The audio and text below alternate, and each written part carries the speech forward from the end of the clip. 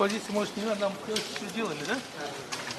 Baştan көрбейсіздер. Себебі бардығы музей толығыменен Нет, жаңа. вы ремонт, это мебель. Вот это мебель, да? Вот это мебель для чего? Сколько долларов? Сколько Айсу там? 271.968 евро. Это 350 тысяч долларов, грубо. Если пили, да? Вот нет, вот это ряд мебели. Фойе и касса. Только фойе и касса. Вот касса, где-то там вот здесь фойе вот это. Ну, вы садитесь, что за диван больше? 350 тысяч долларов можно посидеть. Садись. А то, когда сядешь, садись, а то завтра увезут, поменяют, дешево привезут, поставят. Сейчас дорогой, а потом дешево здесь будет стоять. Садись, посиди. Ты дома не сидел такой немецкий говорят. Когда посидели здесь сидеть?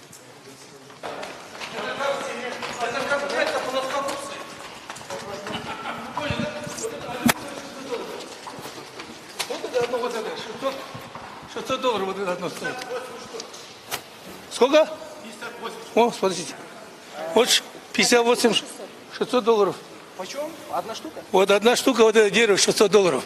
А в чем особенность? Ну, Объясните. вы у них спросите, я тоже это узнал сейчас. Не имеется в виду. А кто? Ну, как плоскогубцы тецовские, видите? 600. Их 54 штуки, считайте. Вот одна штука, вот это дерево, 600 долларов. В чем особенность? Объясните. Ну, вы у них спросите, я тоже это узнал сейчас. А кто? Ну, как плоскогубцы тецовские, видите? 600. Их 54 штуки, считайте. Все, можно? Давайте дальше. Я вам сейчас я вам чудо-юдо стулья покажу.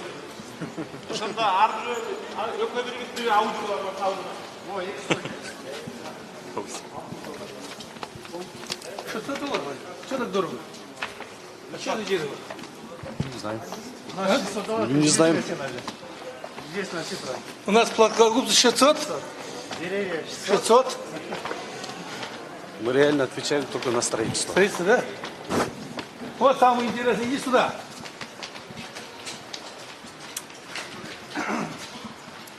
Сюда идите.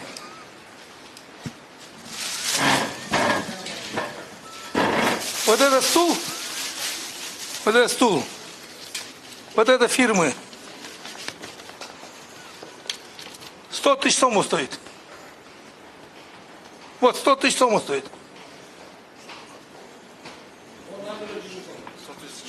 Вот это, видите, да, барная стойка. Вот это все. Вот это все, Айсулу там найди вот этой позиции. А, сейчас. Это барный, да? Да, кафе. 274 евро. 1000 евро. Вот это все 274 тысяч евро. Мебель для входной зоны и кафе Да, вот там диван, вот эти стулья, да? 1056 евро. Вот это кофейня, да? 274 тысячи евро. 220. Нет, 74. 224 мың евро болады екен. Шын бары комплект болып. 224 мың евро. Да? 224 тысячи евро. 100 тысяч по данным этих. Сом. Посидите. А то когда... Да, конечно, посидите. ертең болмай қалуы мүмкін, отырып қойыңыз.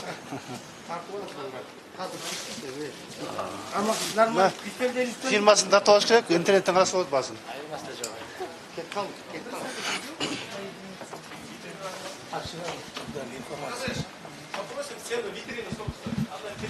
Которая?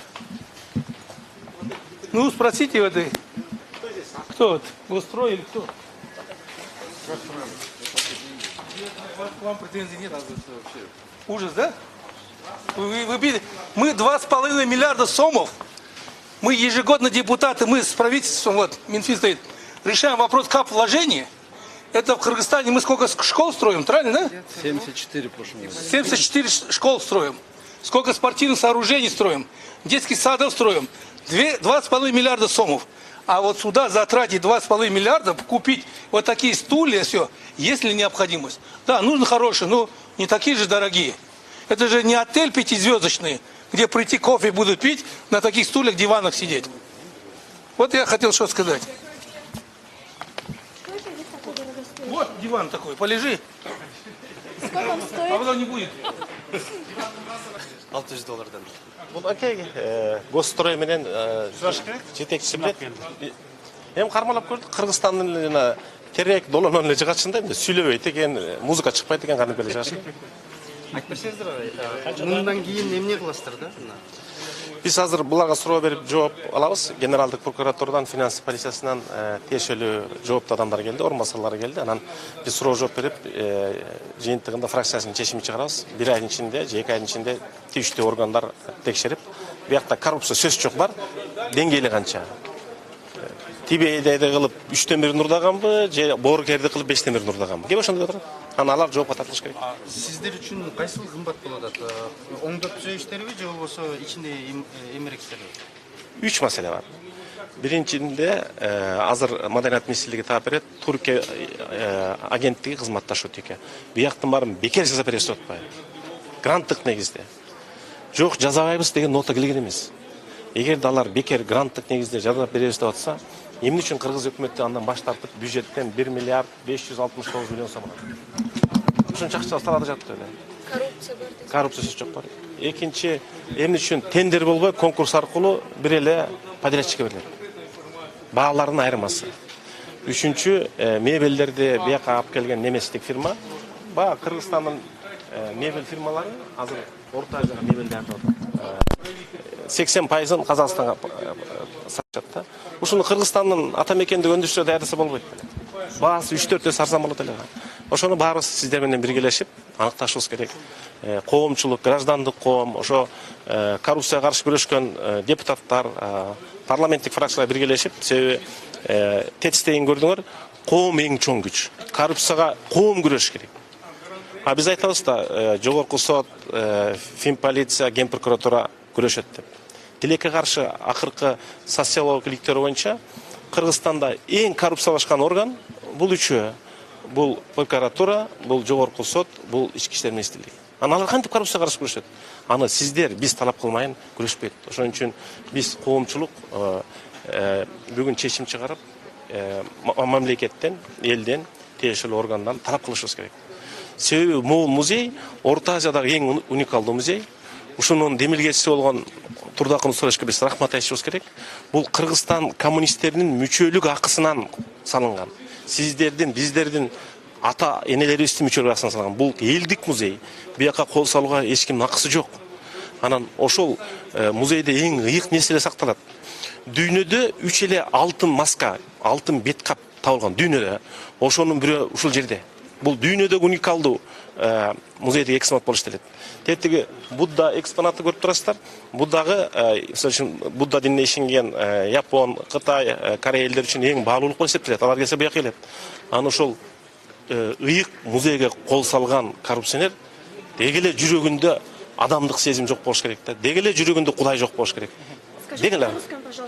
Конкреттүү маселени сиз айтып атпайсызбы? Мебелдер боюнчачы, сиздер бааларын көрдүңүздөр да. Ооба. Мисалы конкреттүү түрдө айтканда, ошол кымбат алынгандыгын эмнеден улам сиздер ушундай жыйынтыкка келип жатасыздар?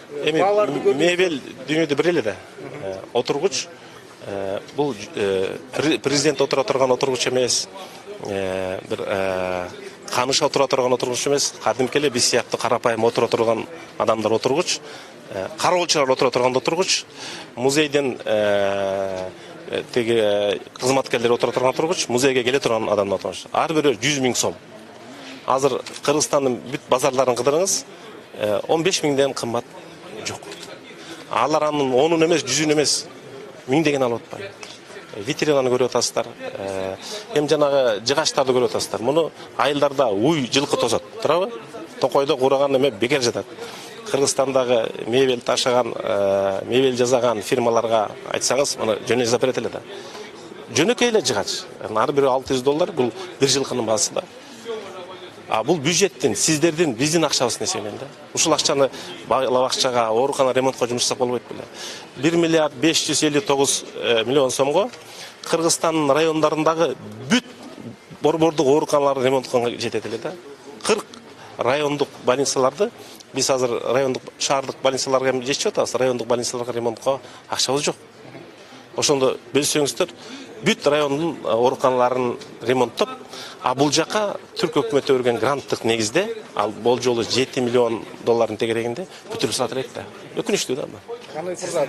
Немениз боюнча, оюңуз боюнча эмне үчүн ал гранттан баш тартышкан? Жанагы мамиледен эмеспи? Мурдагы. Аны териштирип так билишибиз керек, биз аны тышкы иштер министринен сурап беребиз.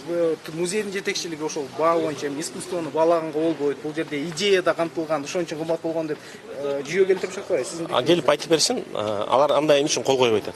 Алар ушул мебелди алдык деп кол койгондон баш тартып атат. Себеби кол койсолар дагы кылмыш кодексинин астына жооп беришет.